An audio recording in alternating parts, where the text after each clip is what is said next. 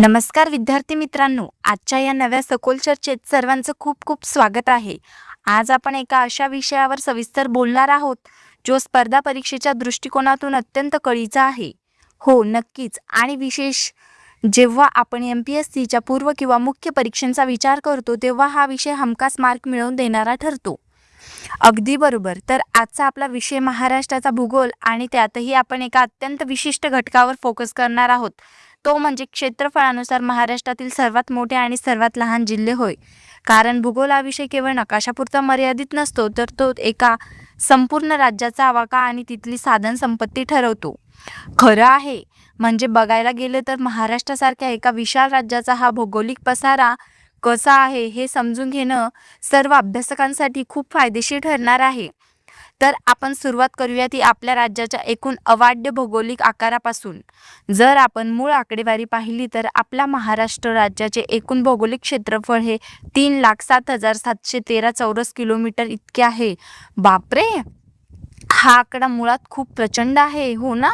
आणि जर आपण राष्ट्रीय पातळीवर विचार केला तर देशात भौगोलिक विस्ताराच्या बाबतीत राजस्थान आणि मध्य प्रदेश या दोन राज्यानंतर आपल्या महाराष्ट्राचा तिसरा क्रमांक लागतो. तिसरा क्रमांक. आणि प्रशासकीय कामकाजासाठी या संपूर्ण राज्याची विभागणी सध्या 36 जिल्ह्यांमध्ये करण्यात आली आहे. एकदम बरोबर. आता या 36 जिल्ह्यांचा आकार काही एकसमान नाहीये, त्यात प्रचंड मोठी तफावत आहे. आणि म्हणूनच या सखोल चर्चेचा आपला मुख्य उद्देश हाच आहे की या 36 जिल्ह्यांपैकी असे कोणते 5 महाकाय जिल्हे आहेत जे राज्यांचा सर्वाधिक भूभाग व्यापतात. तर आपण क्षेत्रफळानुसार राज्याचा उतरता क्रम पाहूया, म्हणजे सर्वात मोठ्याकडून लहानाकडे. या यादीत पहिल्या क्रमांकावर येतो अहिल्यानगर जिल्हा. हा महाराष्ट्रातील सर्वात मोठा जिल्हा आहे.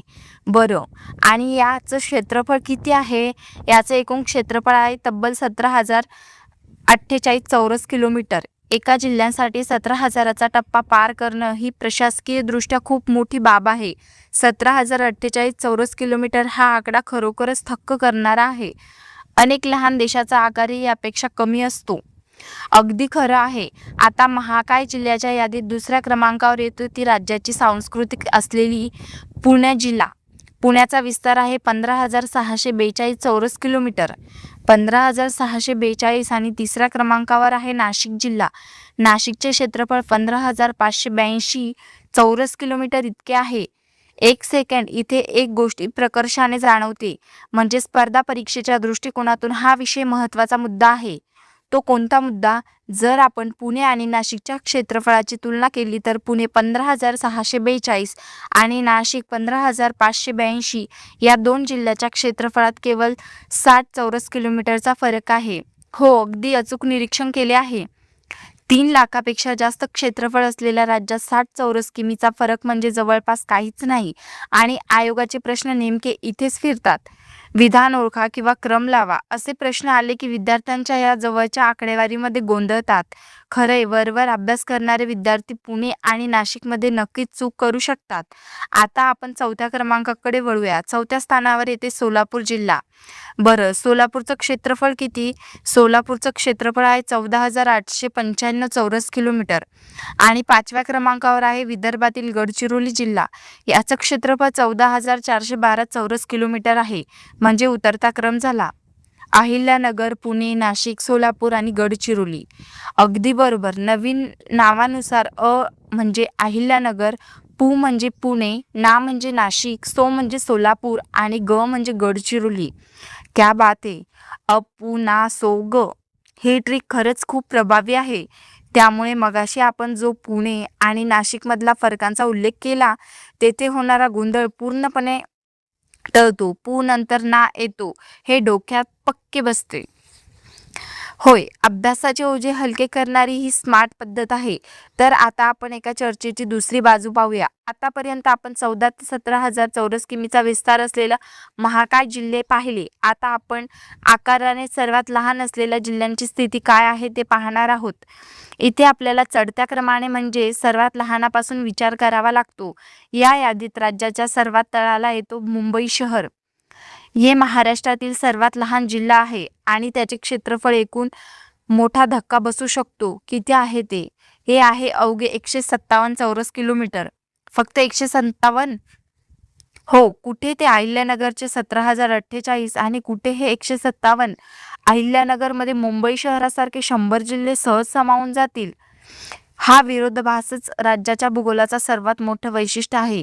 यानंतर लहान जिल्ह्याच्या यादीत खालून दुसऱ्या क्रमांकावर येते मुंबई उपनगर जिल्हा. त्याचे क्षेत्रफळ आहे 646 चौरस किलोमीटर. म्हणजे मुंबई शहर आणि मुंबई उपनगर हे दोन्ही जिल्हे भौगोलिक आकाराने अत्यंत लहान आहे, पण राज्याच्या अर्थव्यवस्थेत त्यांचा वाटा प्रचंड मोठा आहे. आता या दोन जिल्ह्यानंतर तिसऱ्या क्रमांकावर येतो भंडारा जिल्हा आणि इथे क्षेत्रफळाच्या आकड्यात अचानक मोठी उसळी पाहायला मिळते. मोठी उसळी म्हणजे किती? भंडारा जिल्ह्याचे क्षेत्रफळ थेट 3,07,17 चौरस किलोमीटर इतके आहे. विचार करा, दुसऱ्या क्रमांकावर मुंबई उपनगर 446 आणि तिसऱ्या क्रमांकावर भंडारा थेट 3,717. बापरे, हा मधला टप्पा तर खूप मोठा आहे. मुंबई उपनगर आणि भंडारा यांच्यात आकाराच्या दृष्टीने एवढे मोठे अंतर असूनही ते लागोपाठ दुसऱ्या आणि तिसऱ्या स्थानावर येतात. हे नक्कीच लक्षात ठेवण्यासारखं आहे. नक्कीच यानंतर चौथ्या क्रमांकावर येतो ठाणे जिल्हा.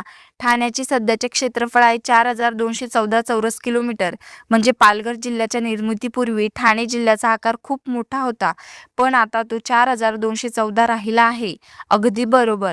आणि या सर्वात लहान जिल्ह्याच्या यादीत 5व्या स्थानावर येतो मराठवाड्यातील हिंगोली जिल्हा.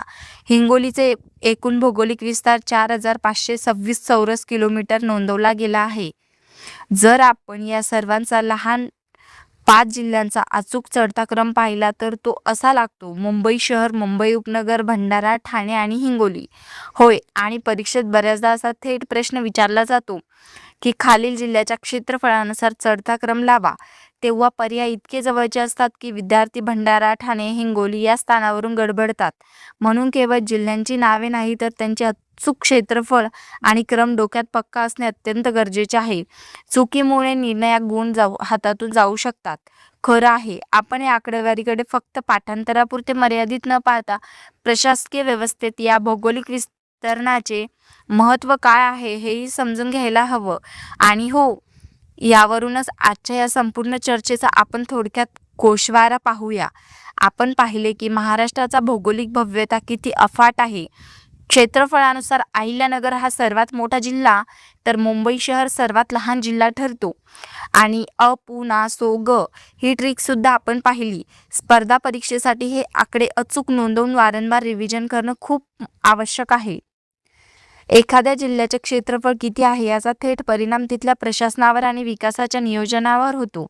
अगदी विचार करायला लावणारा मुद्दा आहे. तर आजची ही सखोल चर्चा सर्वांसाठी नक्कीच माहितीपूर्ण आणि दिशादर्शक ठरलेली असेल अशी मला खात्री आहे. हे आकडे आणि त्यांचा क्रम तुमच्या नोट्समध्ये लिहून ठेवा आणि वारंवार रिवाईज करा. होय, सततच्या उजळणीने हे पक्के लक्षात राहील. ही चर्चा ऐकल्याबद्दल सर्वांचे मनपूर्वक आभार. माहितीच्या अशाच नवीन वेधात आपण पुढील लेक्चरमध्ये पुन्हा भेटूया. तोपर्यंत अभ्यासासाठी खूप खूप शुभेच्छा. धन्यवाद.